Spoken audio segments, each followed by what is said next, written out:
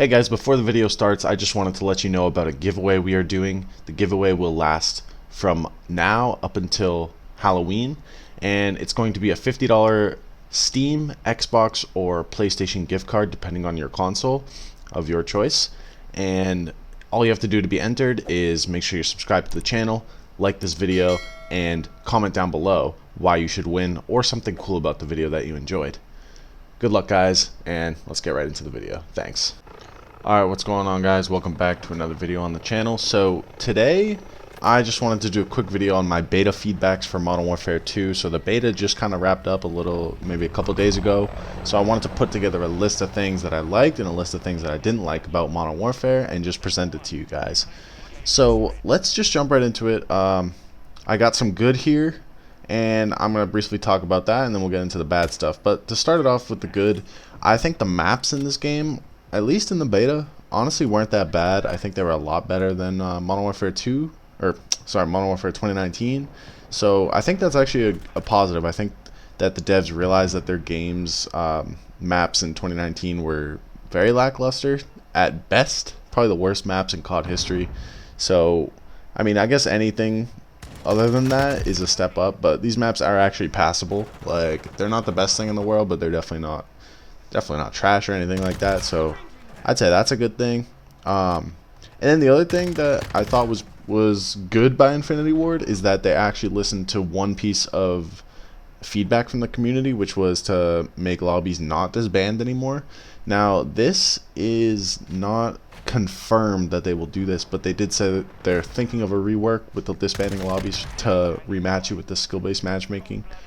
But just the fact that we are saying that this is a good thing is just Stockholm Syndrome at its finest. Call of Duty takes something away from us, kidnaps the community, and then implements it back to us, and we all of a sudden think that, oh, like, this is amazing. They're actually going to bring back, like, lobbies not disbanding anymore, so I can, like, form rivals. I could make friends in lobbies. Like, wouldn't it be crazy if you actually made a friend on Call of Duty in the year 2022? I know, but just the fact that we're saying that this is good news shows how numb we are to the actual pain that COD has caused us in recent years. Probably the past 3 years since Modern Warfare 2019 came out and ruined the franchise, multiplayer-wise.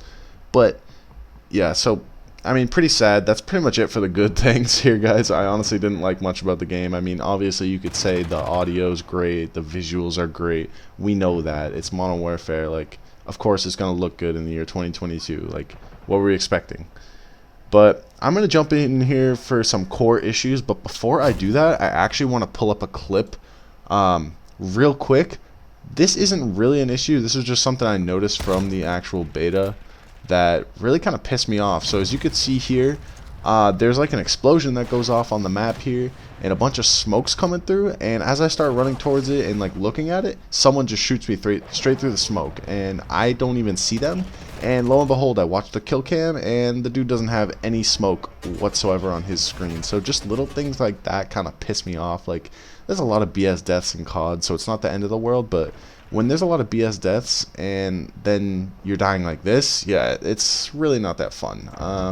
So that was like one little thing, but moving on beyond that into some actual core issues here.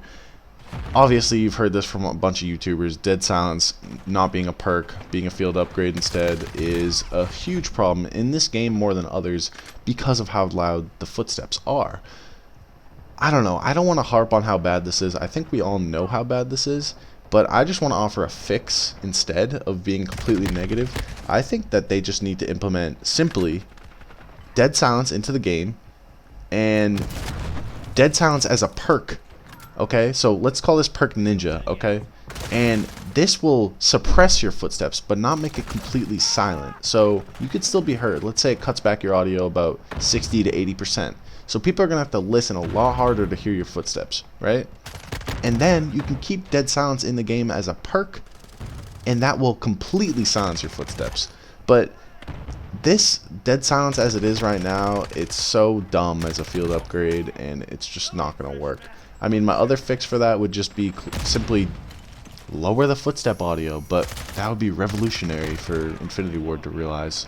So you know, they want to cripple rushers and good players as much as possible and camper to the sentinels and the people who sit in the corner in the back of the map, mounted with their LMG. I guess this appeals to them, so that's the demographic they're appealing to, the noobs, and we got to deal with it. Moving on, even if they did fix all these issues, right? Everything that I'm about to talk about, the footsteps, everything else that's going to come after, it would still be a sweat pit, you know. Skill-based matchmaking is just the crutch of this game, and, you know, I'm not going to spend too much time on it, but you got to do something about the skill-based matchmaking. I think if you let lobbies stay together, I think that'll be a huge fix, and you could just choose to leave if you want, and you don't have to if you don't want to, and you won't get just shot around the world, and you'll be able to actually just play in if you get a good lobby, you'll just play in that. If you get a hard lobby, you could back out. If you get a hard lobby and you want to stay in a hard lobby, you could stay in. Anyway, that's my take on that. And then this is like a big one for me. I'm pretty sure no one else has really mentioned this, but tac sprint being in Call of Duty does not belong whatsoever. Tac sprint is probably the worst thing to happen to Call of Duty in years, and I'll tell you exactly why. Because tac sprint increases the sprint out time, and by increase I mean makes it longer to actually ADS your weapon after sprinting. So when you tac sprint and then you ADS, it's going to take longer than in previous CODs when you would just normally sprint and then ADS. So I think this actually cripples rushers insanely, because what's the point of tac sprinting or just sprinting around the map, because it takes so long to ADS. So people instead ADS around corners, pre-fire, things like that, where we have no chance of rushing, and that combined with footsteps gives you no chance. Not to mention the actual strafing speed once you're aimed is super slow, so there's no way for you to actually spin a corner or like turn a corner with your gun, like you remember back in Black Ops 2 when you had stock on your weapon, it would allow you to walk faster with your ADS. In this game there's nothing like that, so you're super slow like ADSing and strafing while you're ADS'd, so the only thing you could do is just jump shot, and just cripples rushers. It's just a terrible, terrible system. I think tac sprint is absolute garbage. It just encourages pre-aiming your weapon, and all the kill cams that I have in my games are just people pre-aiming their guns.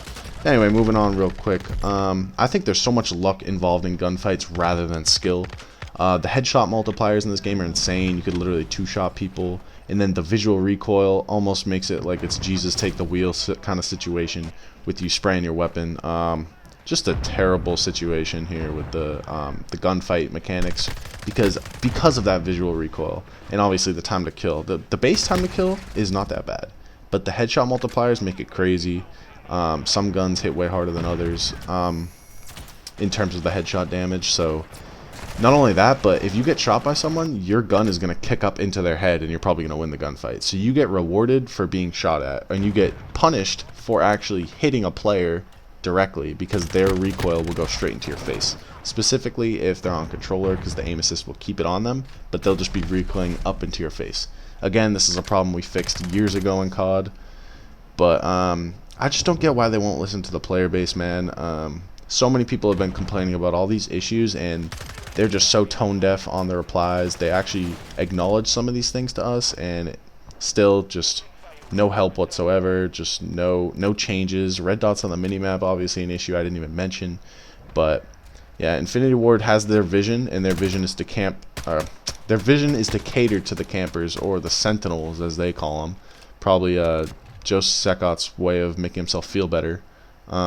But anyways, guys, I'm out of time, so if you enjoyed this video, definitely leave a like, and if you made it this far, comment down below, and I'll catch you on the next one. Peace.